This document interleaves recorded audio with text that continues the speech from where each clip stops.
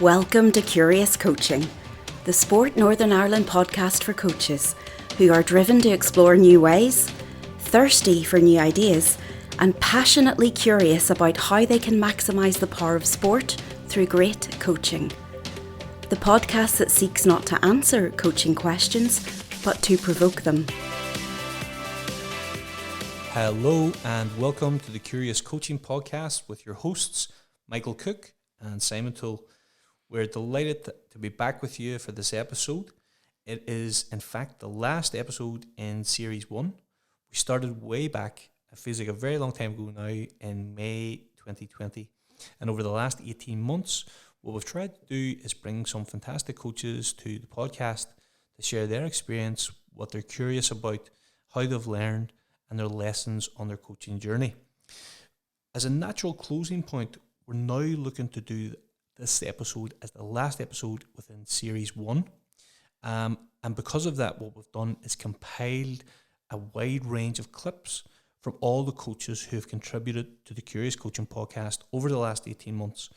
And there's some absolutely fantastic gold nuggets in there of coaching wisdom and coaching craft, which you're going to hear over the course of this episode.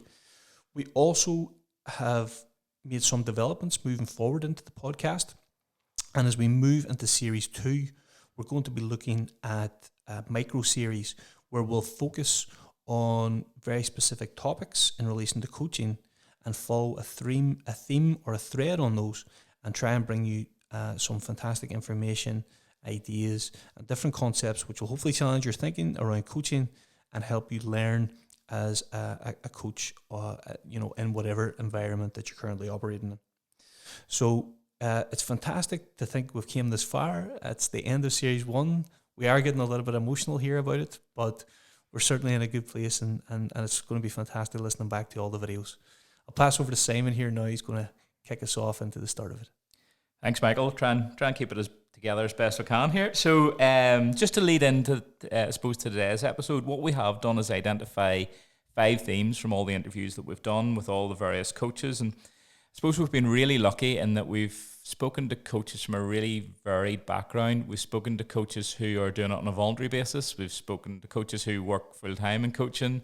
Spoken to coaches who have come through maybe a sports studies sort of degree background and moved through coaching that way. We've spoken to coaches who have come in from a completely different profession and joined it much later in life.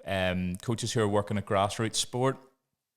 Coaches who are working at Olympic sport, and a whole mix of people with a whole mix of experiences, and hopefully that's created some rich listening for people as we've gone through from our guests. So they've left us with these 5 themes, which we'll look at as we work through these episodes. So one of them has been coach learning and being the coach that you want to be is the first theme we're going to have a look at, and I suppose that's really why we started the podcast in the first place, was being curious about how coaches learned and being able to share that with others. Second theme that we'll look at will be meeting individual needs and wants within coach education, coach learning. The third one will be around coach reflection. The fourth one will be specifically on coaching children and young people, and we had some really strong contributors around that particular area. So it's probably quite a meaty theme to get through. And lastly, we'll finish up with coach relationships, which I know will be something we'll pick up in future micro-series as well around that area. So to kick us off, out of all the clips, this one really stood out for us as a good one to maybe start us off here. And it was from Ricky Huey, who works for Ulster Rugby and a very eclectic background all by himself, to be honest, in his coaching career. But Ricky started us with this clip, which to me really gave us a sense of Ricky's advice around being the coach that you want to be and taking time to develop yourself as a coach and not be waiting for other people to do it for you. So yeah, Ricky will lead off first in this episode and we'll come back in after we hear from Ricky. If you're going to get involved in coaching, brilliant, stick to the why. I found that out recently. Why do you want to coach? There's a reason why you want to coach. Deep down there, we know it. It's probably to give back to your community, give back to your school or club, help the kids or whatever. There's a really good number of reasons why you want to coach. Trust those whys. Go back to those whys. and develop your own wee philosophy. I'm not trying to make it complicated. Your own wee philosophy about why you want to coach and the type of coach that you would like to be. Now that will change through time and evolve, but initially it might be as simple as, hey, I want to enjoy coaching and I want my kids to enjoy my coaching. That's going to drive me. And it might evolve into something else as the years go by. Here's the key, I think, to anyone. Don't let others force you into being the type of coach that takes you away from your philosophy. And decide why you're coaching, the type of coach you want to be, and then you take ownership for that. Don't sit back and wait for Michael Cook or you, Simon, or me, or a governing body or a council or someone to set up something that's going to make you a better coach. I think I got a better coach by reading books and asking questions and watching TV and thinking and scribbling notes than I ever did out of anything else. So that would be my advice, would be grab it. You don't have to take my journey. It might be a volunteer journey, but there are similarities, which are, decide who you want to be, and then you go out and take charge of your development. You go out and find out, how can I make myself better at this? And I think that would be my simple advice to you. Powerful stuff there from Ricky Huey in relation to being really authentic as a coach and not necessarily trying to be a coach that someone expects of you, but actually being the coach that feels natural, that feels authentic and is the real you, and allowing the real you to come out in your coaching sessions. Great stuff.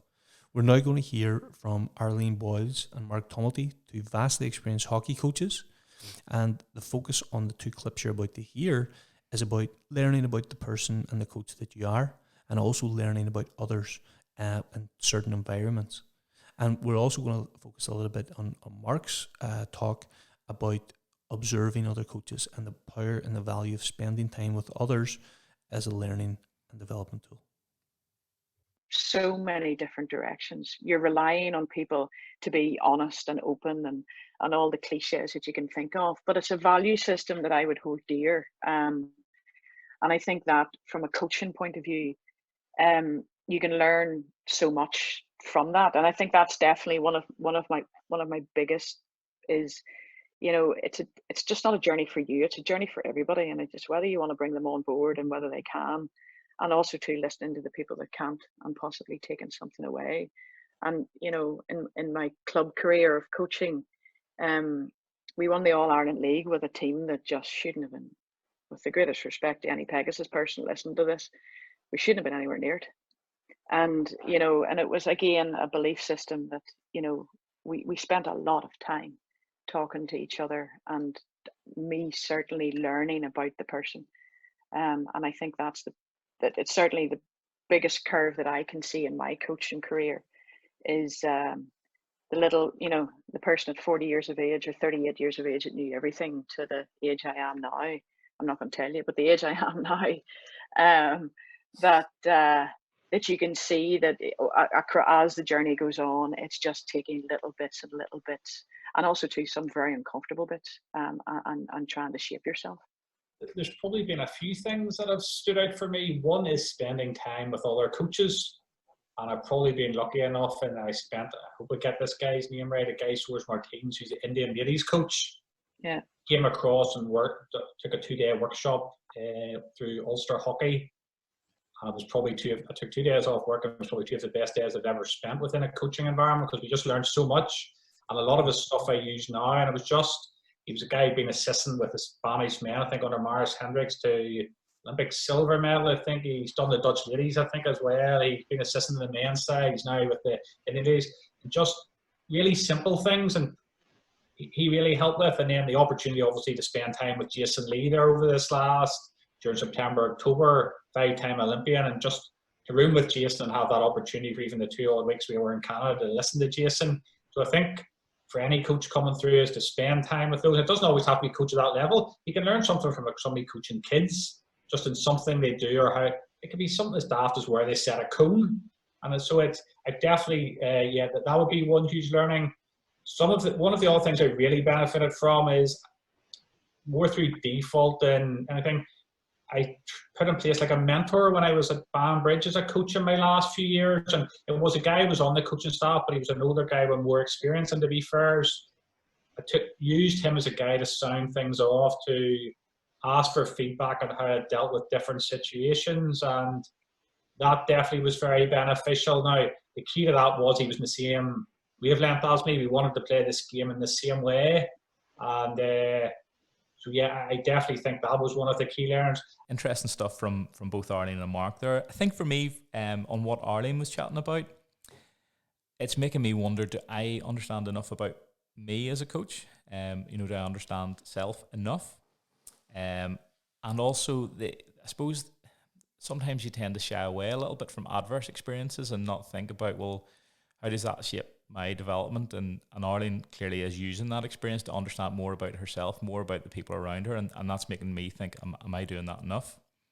And for Mark, I think Mark has given us a real mix of development opportunities that he has accessed himself in recent years, never mind beyond that. So he's talked about workshops, he's talked about accessing mentoring support, he's talked about peer coaching, observing other coaches, and again, I suppose back to Ricky's comment earlier in the episode around making time to be the coach that you want to be. And again, that's making me think, actually, am I making the most of those types of opportunities when they come along to me? And maybe that'll be the same for others.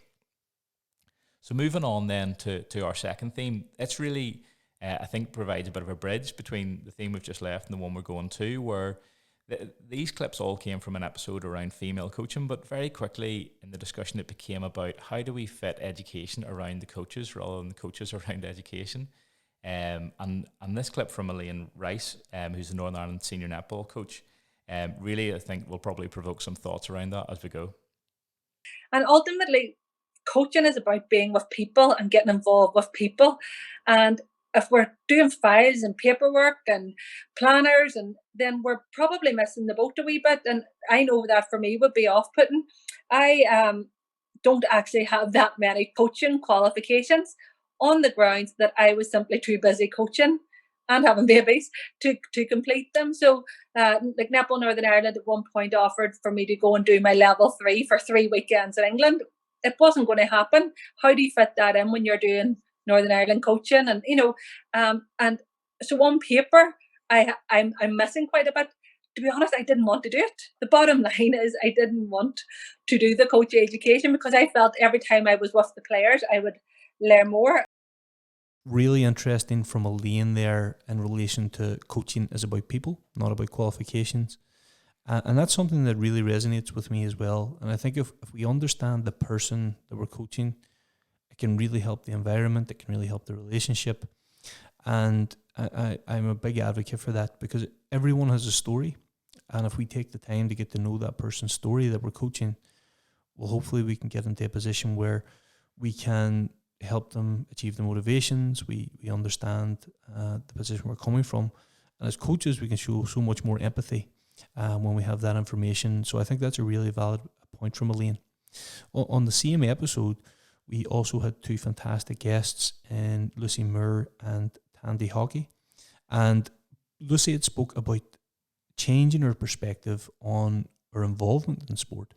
And Tandy had really captured the development of the environment to ensure that learning actually happens. And we're going to hear from both Tandy and Lucy now. The thing for me would be to see coaches as participants, like we would see the players or the participants. Like if we stop seeing them as a piece of equipment or like we would a sports hall, like understand that they are people who are participating. They're just participating in a different way than the whole way that we would approach them would shift, like you just take a different approach to everything. So if we could see the coaching as a way of participating in sport that just isn't running about, that might change the way that we do stuff. The autonomy of support, thinking about that self-determination theory, the autonomy, the readiness, the confidence, because that's exactly what we want to happen. If we're thinking about the development of the environment to ensure that the learning actually happens, I always think about some of the stuff from the All Blacks in motivation time, like thinking about respect and thinking about targets, the responsibility that we have, that we're empowering the learning to happen, that we have that self-direction, that self-reliance, that we take purpose in the people that we are actually working with. Two more valuable contributions there from Lucy and from Tandy. Lucy's comment for me was a bit of a stop in the tracks moment, as in I'd not thought about looking at coaches or coach learning from a participant, viewing them as a participant before, but I had thought about, well, how do we create learning in the way that coaches want to receive it and what they need, so built around their wants and needs. But just changing that perspective, it really did make me think about it a little bit differently. I suppose it's rather than providing a different answer, you're asking a different question there. And from Tandy, I think in some ways that was how we do it. So actually, Tandy referenced self-determination theory, and from that we're really thinking about coach learning is about more than just helping people become more competent. It's much more than that. How does the learning relate to their context is maybe something we want to be thinking there.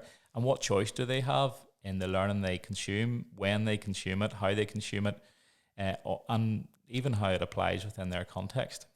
I think that starts to lead us towards the work of Hanna around biography within coach learning, and how we use it as a starting point or build more of that concept in as a starting point with coaches around their learning. So moving on now to our third theme of the episode, which is going to be around coach reflection. One way of reflecting in action on coaching is the Think Aloud protocol. And Dr. Amy Whitehead was a guest for us who has studied that in detail and provides a bit of a basis for what Think Aloud is and how it might work for a coach. And that's followed up very shortly after by a clip by local coach Fiona Mooney, who had a go in advance of that episode, so we could try and make it quite applied. And so Fiona will give you a little bit of a flavour for her reflections after using the Think Aloud protocol. Think Aloud originally, the way I've used it and where it's come from is more around looking at how people think, and I used it predominantly with athletes in the beginning. So I would put clip a microphone on the collar, for example in golf, and ask a golfer to tell me what they're thinking as they're performing.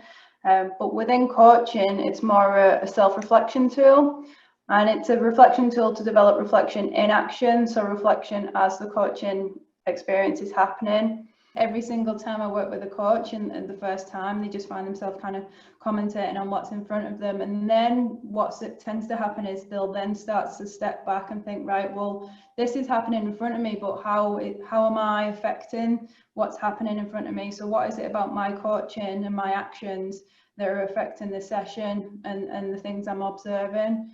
And like I've just said, that does take practice, and it does take, it's like developing a new skill. But I think if a coach is able to do that, then they're able to become much more self-aware and just constantly asking the why. So I worked with one particular coach last year, and he said it sometimes annoys him, but he constantly asks himself now, well, why am I doing that? Why have I set up a session like that? Why have I given that type of feedback?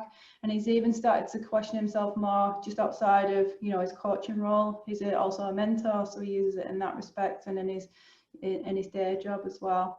So I do think it develops this level of self-awareness. I was happy enough. I was calm. I was very friendly. I think I realised I spoke to too many people around the club during a game. I was always been pulled away by other club members asking different questions, and I was sort of wondering then, did that affect the game? Did it affect the players I was working with?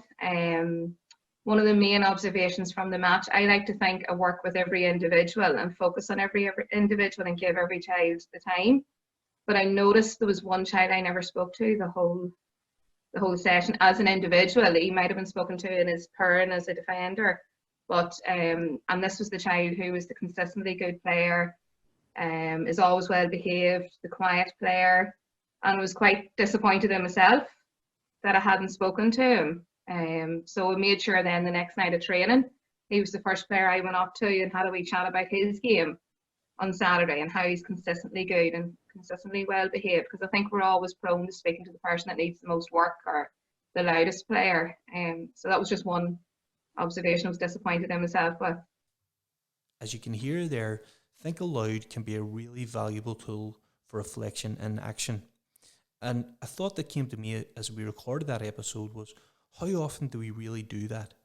And how often do we get the opportunity to take some time to reflect in action? And for me, think aloud is one way, and potentially a really valuable way, of trying to understand what we're thinking about during any given experience or scenario. And the fact that we were able to apply it is fantastic. And that was a really useful addition to that episode, with Fiona and Amy working together to try and bring a Think Aloud protocol to life in a club sporting environment. And the other thing is, and this is the biggest thing for me, when we use a tool like Think Aloud, the most important outcome of that is to maybe challenge the coach to think about why. So now that they've been able to reflect in action, well, why were they thinking that way? Is it related to their philosophy? Is it related to their approach? Is it related to their coaching style or their demeanour, or their goals as a coach, or is the biases that they hold? There's so many questions which emerge when we bring that why into it. But a very, very useful episode indeed, and one well worth checking out in its entirety. The next clip that we're going to have is from a wonderfully open and honest interview with Stephen Maguire, one of the most successful coaches from this part of the world.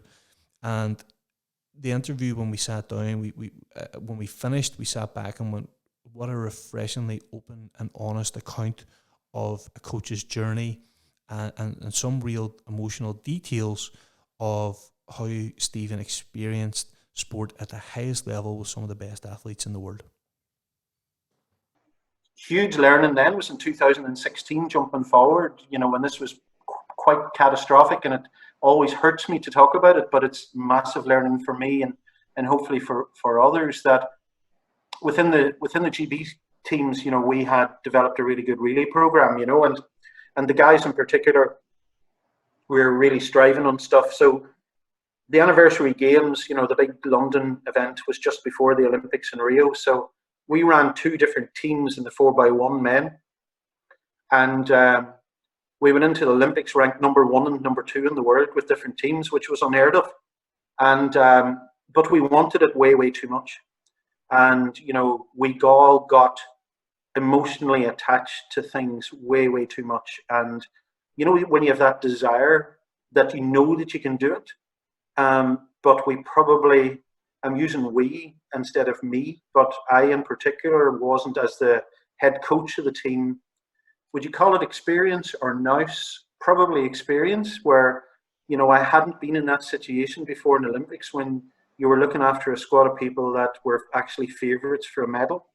Not necessarily to win it at that stage, because you were always up against USA and Jamaica, but we went into those games really thinking that we could do things, but wanting it too much. We got Lane 1 in the semi-final, which was catastrophic, and we also got a loaded heat. I personally made too much of a deal about it. Because we thought this was going to be our time, it was going to be there, to grab the medal. Obviously knew that we would have to work incredibly hard, surrounded by incredibly good athletes, but I got it completely wrong, where I was devastated when we got Lane 1, and I remember the team talk to this day, which was about negativity and, oh well, we're screwed, and we need to complain, we need to make a protest, we need to do this. Disaster.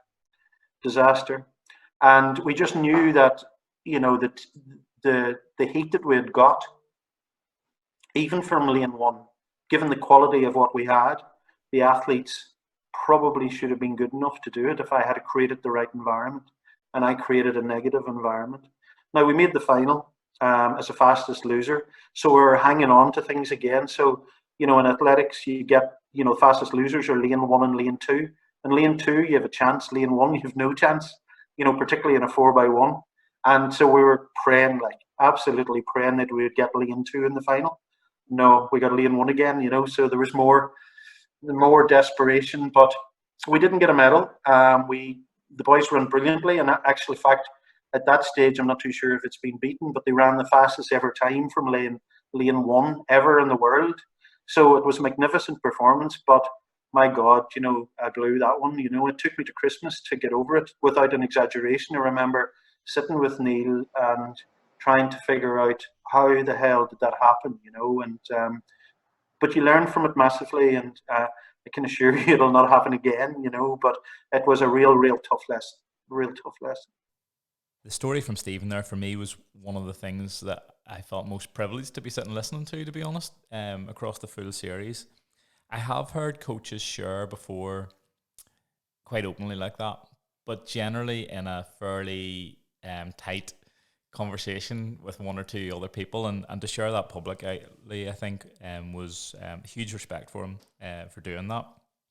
I think as coaches we do need to feel safe to share with other coaches, the peers around us, and that's how we'll make sense of our experiences and continue to get better at what we do.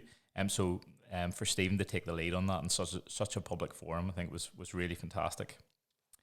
So moving to the fourth of our 5 themes for this episode, it's around coaching children and young people, and we had a number of coaches who were operating in that sphere or had particular comment around that domain of coaching. And we're going to start off with 3. So we've got Christine Russell, and Christine's really talking about people knowing what they're going to get when they come to her sessions. They then move on to Owen Mooney, who is really talking about individualising coaching for young people, and then finishing up in this part of the theme with Stefan Deery, and Stefan has some reflections around transformational coaching. My top tip would be love what you do. If you don't love it, the kids are not going to love it, and put the child at the centre of the learning process. And I think if we can do this, well, then we will create good kids, whether not just at hockey, but in lots more things as well. With adults, again, Simon and Michael, if I both give you a ball and I ask you, show me what you can do, both of you are going to do things that you're able to do. You're not going to do anything that's extremely difficult because you want to look good. It's the same with 4, 5, and 6-year-olds. Now, depending on what they can do, it'll obviously deviate from what you might have in your head about what they can do. But that zone of proximal development and that working together with the child is vital, because that show me, and I do it all the time, gives me an idea of when I'm observing, I'm saying, oh, Simon, I'm thinking about handling today, but Simon is kicking. He hasn't thought about handling because I haven't asked him. All he's done is show me. So I know down the line when we do kicking that Simon's dribbling or he's passing or he's kicking with the instep or he's kicking with his laces. But Michael is running, throwing, catching, bouncing, kicking, soloing, hitting with his hand, using his hand as a bat. So again, that allows me to think, oh, okay, I'm going to challenge Michael, I'm going to challenge Simon. But for others, they might be just holding the ball. And my challenge would be go over and try and knock it out of their hands. But can they hold on to it tight? So can they make that decision? Well, I don't want to lose my ball. So when Coach Owen comes over, hits it out of my hands, is that going to happen a second time? And 9 times out of 10, it doesn't. They go and pick it up and they squeeze it as tight as they can. That's what I want. I want that learning and that decision making. For me, like, relationships is probably the key driver in coaching. So, like, in terms of the interactions that you have, like, I feel that whole social identity approach that I was talking about earlier and identity leadership, I feel if you can get your group to buy in, so like sort of drawn on that sort of like self-determination, if you've like developed your autonomy and competence and relatedness between the group themselves, between you and the individuals in the group, between you and their parents, then you're more than halfway there, because you've got that buy-in. So one of the big things that jumped out for me in that conversation with those coaches, all 3 of them, was that there was a real love of coaching, there was a real love of sport, and a real love of trying to help people be the best that they can be in a sporting environment, and some real in-depth knowledge and experience around coaching young people especially. And the big thing that jumped out for me, and Christine's point, was really loving what you do and putting the child at the centre of the environment. And I think Owen and Stefan took the conversation in different ways as well, where Owen talked about involving the child as an individual and challenging different people in different ways and appealing to their motivations and current abilities. And then Stefan took it another way in relation to the group dynamic and the relationships being a key driver, And if we can really support a group to be autonomous and involve them in decision making, well, that can be really, really powerful as well, and offering autonomy and creating a really fantastic environment for the people that we're coaching. And I thought that was a really brilliant series of interviews that we had with Christine, Owen and Stefan. And as I say, that love of coaching really emerged. Our next two coaches that we had on the podcast are Johnny McMurtry and Debbie Hanna. And these were two fantastic episodes as well. Johnny really focuses in on the interests of our players or performers or athletes, and finding out what those motivations and those interests are. And if we can appeal to those, then our retention rates might be a lot higher. And Debbie also focuses on the environments that we operate in and how you could potentially coach someone in a really challenging environment, i.e. her example of sailing, and how high levels of challenge need to be met with high levels of support and finding that balance. Trying to find out their why. Why are they there? One of the best questions I feel, one of the best questions I feel coaches can ask for players if they're trying to find more about them is, what are you giving up to be here? So it gives you a real sort of glimpse into, what other things they're attracted to, what other sports or other interests, are they potentially giving up to be here? And it also gives you a better idea of their socio-cultural background as well, of what else is going on. It's just trying to find out, who they are, what they're interested in. And again, it's just right down to communication styles as well. So that the best, the rawest possible form, like I've said to coaches recently, is, trying to find out their why, trying to find out why they're involved in this sport. As I say, we're in 2021. There's 101 ways, teenage boys or girls could distract themselves in the most respectful ways. But if they're coming to organized sport, you've got to make it engaging, or there's a reason why they've signed up and made this commitment as much as you have as a coach. So it's trying to find out, what attracted them to the sport, what, they're trying to get from it.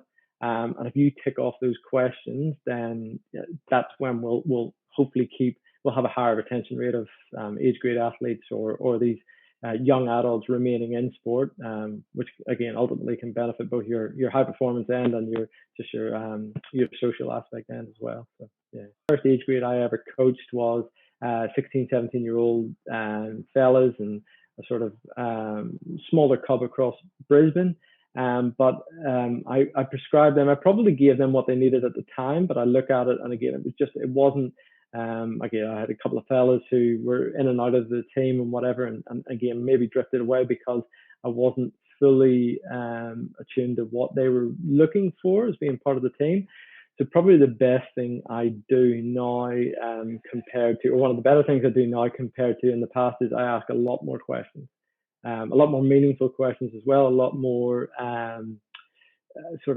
lead on questions. What I like to do is create challenge, and I kind of thrive on that, and I enjoy that. Like, I'll literally have a smile on my face if I see like sailors achieving something that is difficult, so in those conditions in windy conditions where it's just like you're just hanging on and you're working so hard and the waves are coming over your head and you can't hear anything and you're getting blown out of the boat and it's just really tough.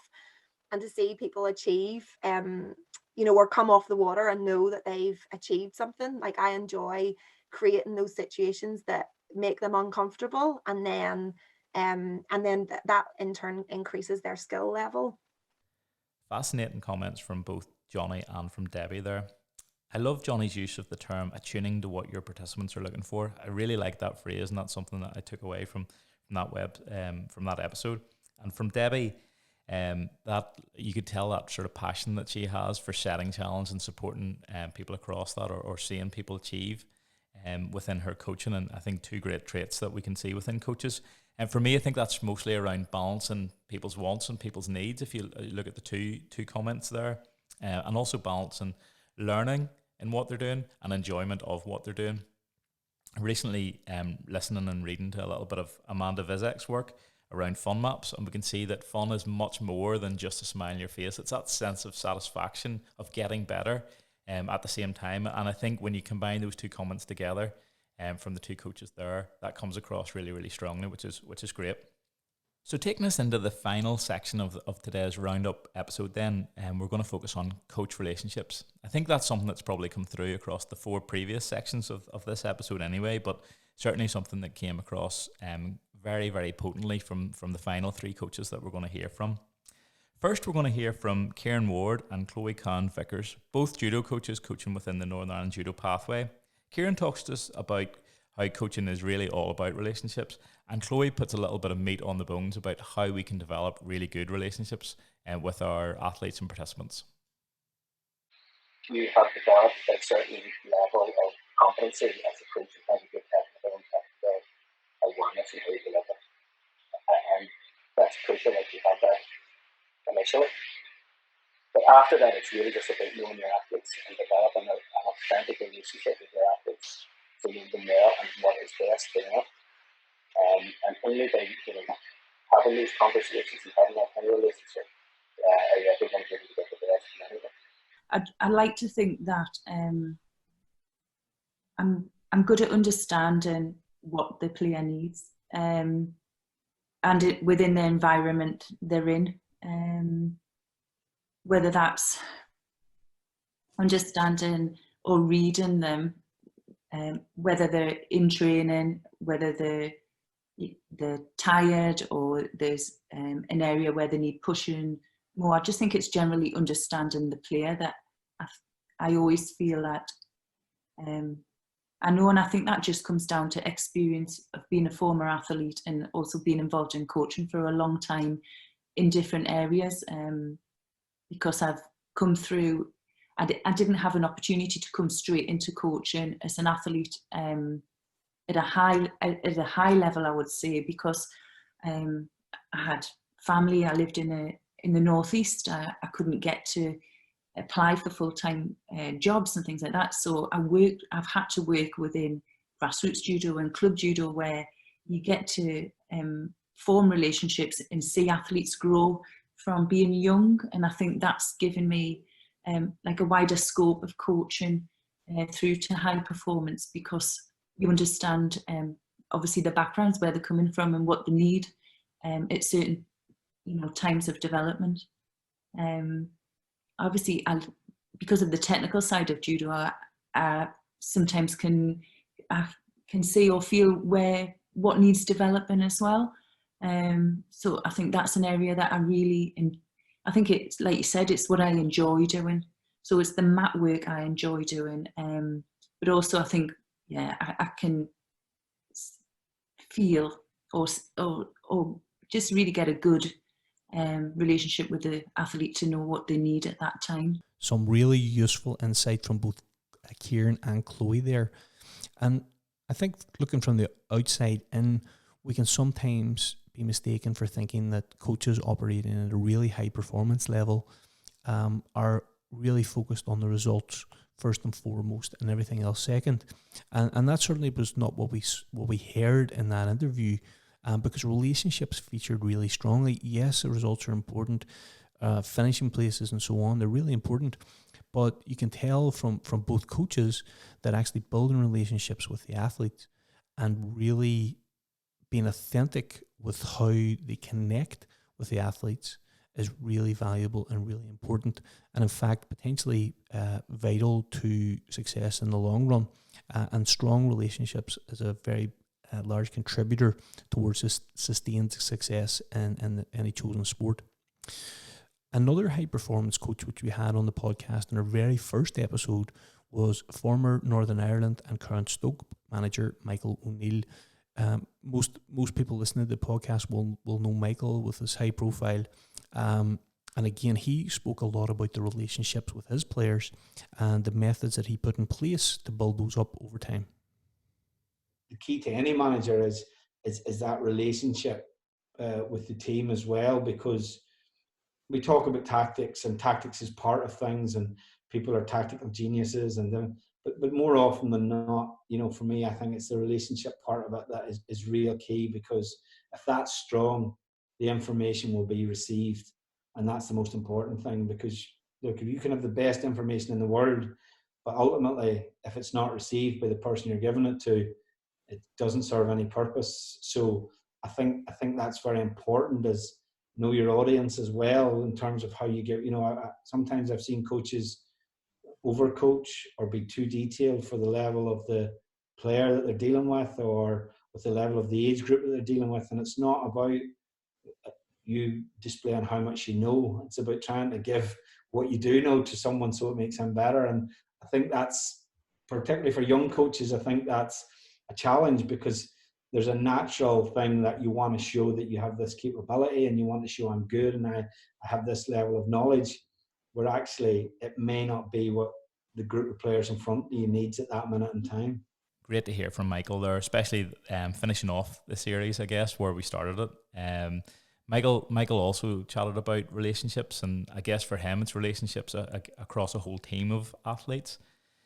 And Michael talks about it being the basis for everything, and how actually it doesn't really matter how much you know, but for it to be received, you've got to actually have a fairly decent relationship with people to start with. And again, I think that'll go much wider than even just the athletes or the athlete team you're talking about, but into your co-coaches or people who are sort of managing the wider program and things as well. So thanks to Michael for that. It's been absolutely brilliant to listen back to some of the really, really powerful, insightful and useful comments and stories and ideas and biographies of these coaches. And when we pulled them all together for this episode, it was a fantastic reminder of some really useful and excellent insights into coaching. And we really hope you've enjoyed listening to it as much as we have enjoyed recording it. As we move on into 2022, we're massively committed to developing the podcast further. We have plans in relation to the platform it currently sits on. We have plans in relation to the design of the different series that we're going to have. And if you've been a committed listener, hopefully that's going to keep you involved and keep you listening on a regular basis. We're massively committed to raising the profile of coaching locally here within Sport NI, and we'll be looking to speak to a whole range of new coaches in different formats going forward. So when we started the podcast, it was all about opening up a conversation about how coaches learn, and also building a profile of really great coaches from around Northern Ireland. And we hope that it has started that conversation, and we hope that you've maybe come across a coach or two that you hadn't previously heard of, and you've sort of heard their story and been able to relate it a little bit. Just really to finish then, for a few thanks for us. Thanks firstly to you if you've been listening along the way or listened to any of the episodes at all. We really appreciate it, and we hope it's been useful. Thanks also to our tech guru in Emma Lieb, who we really would struggle to pull this thing together without. And lastly, but certainly by no means least, a huge thanks to all those guests who have joined us along the way. It's been a real privilege to listen to you. We look forward to seeing you with Series 2 in the coming weeks and months. Thanks very much, and see you soon. Bye. Curious Coaching is brought to you by Sport Northern Ireland. We hope that this episode has sparked some curiosity for you and your coaching. The future belongs to the curious.